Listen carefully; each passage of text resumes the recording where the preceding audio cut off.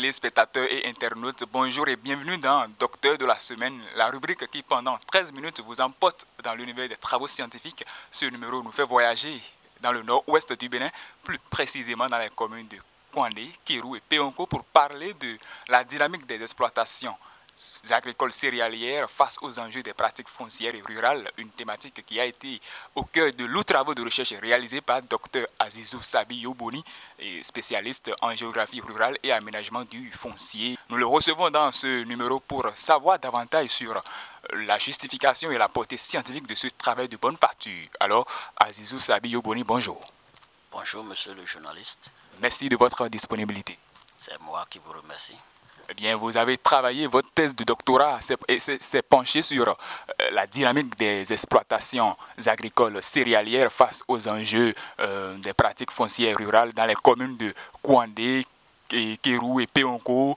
Dites-nous quels sont les mobiles qui motivent un tel travail de recherche. Merci, monsieur le journaliste. Nous sommes partis de quelques constats selon lesquels l'alimentation de base au Bénin fait partie des céréales. Et avec aussi l'accroissement de la population, on s'est rendu compte que est-ce que la production nationale ou bien la production des terroirs des deux capés, comme on l'a démontré, peut quand même s'autosuffire pour une alimentation de ces populations. Voilà un peu ce qui nous a poussé à chercher, à creuser un peu sur cette thématique. Mais aussi on s'est rendu compte que avec la culture du coton, est-ce que les populations trouvent de terre pour faire la culture des céréales? Est-ce qu'il n'y a pas un conflit d'intérêt entre la culture du coton et celle des céréales? Est-ce que aussi on s'est posé des questions à savoir encore que en quoi par exemple le foncier peut influencer la production des céréales? Voilà un peu les questions qu'on s'est posées en choisissant ce sujet de recherche. Votre travail est un travail de terrain et il faut sans doute croire et admettre que vous avez été effectivement dans ces trois communes et même dans les terroirs. Dites-moi, quel est donc le constat, quel a été l'état des lieux par rapport à la thématique? Oui, l'état des lieux par rapport à la thématique, lorsqu'on s'est rendu sur le terrain, par exemple, si on prend un cadrage des années 90 à nos jours, on a remarqué que la production des céréales a évolué dans le temps, mais également dans l'espace. Vous voyez un peu?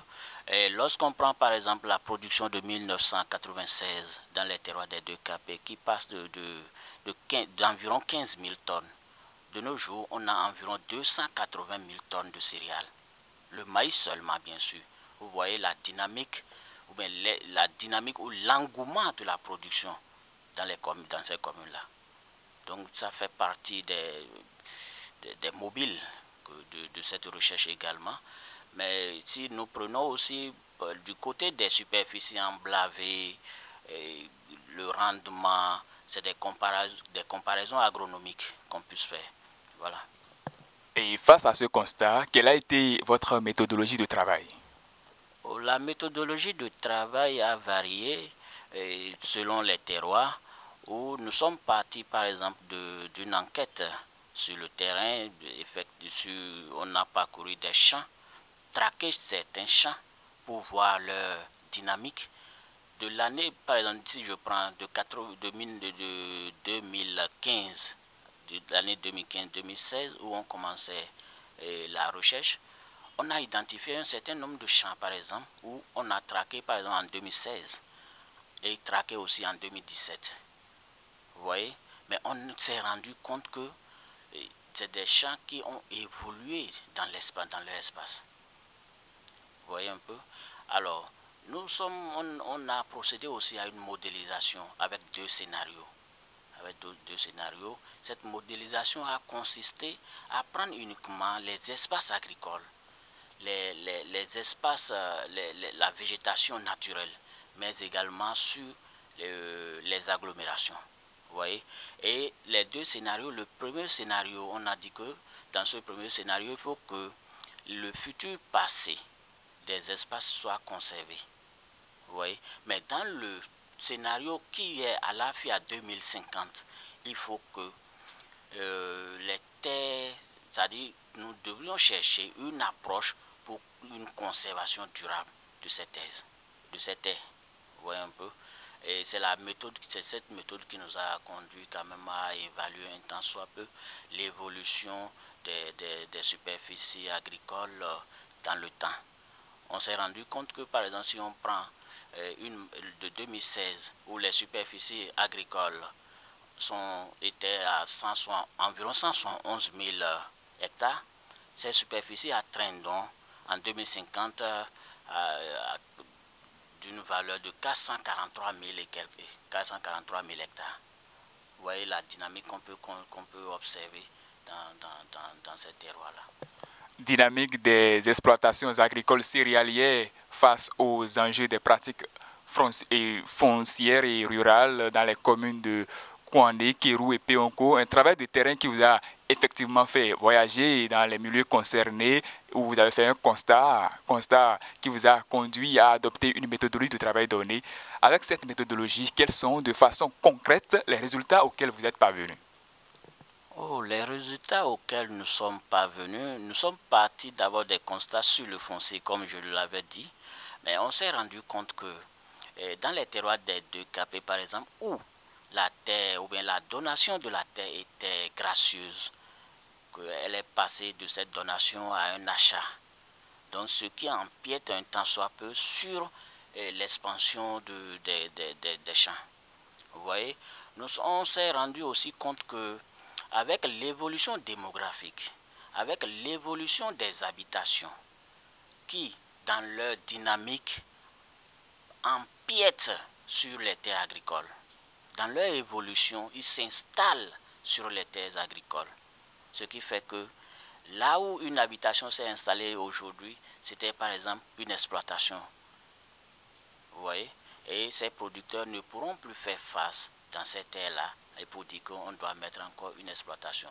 Ça les envoie à rechercher de nouvelles terres, mais avec beaucoup de conséquences, où ces terres sont éloignées par rapport au village, et avec aussi d'autres conséquences de ramassage de la production, n'ayant pas de voie pour pouvoir ramasser peut-être avec des camions. Donc ces paysans sont laissés à eux-mêmes avec leur vélo ou peut-être sur des motos. Vous voyez? Donc on s'est rendu aussi compte que avec l'utilisation des engrais, l'utilisation de la motorisation agricole, l'agriculture est devenue une facilité dans ces terroirs-là, mais également une activité privilégiée des populations.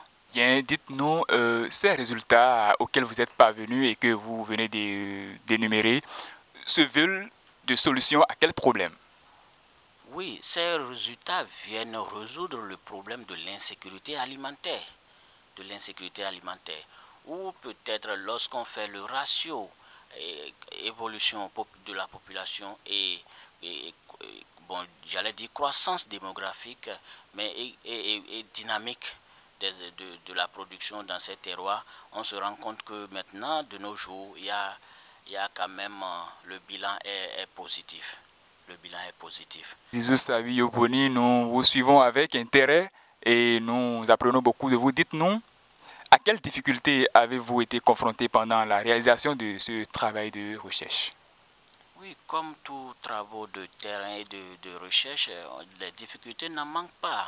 Il y a un tas de problèmes, peut-être financiers, de la disponibilité peut-être des enquêtés.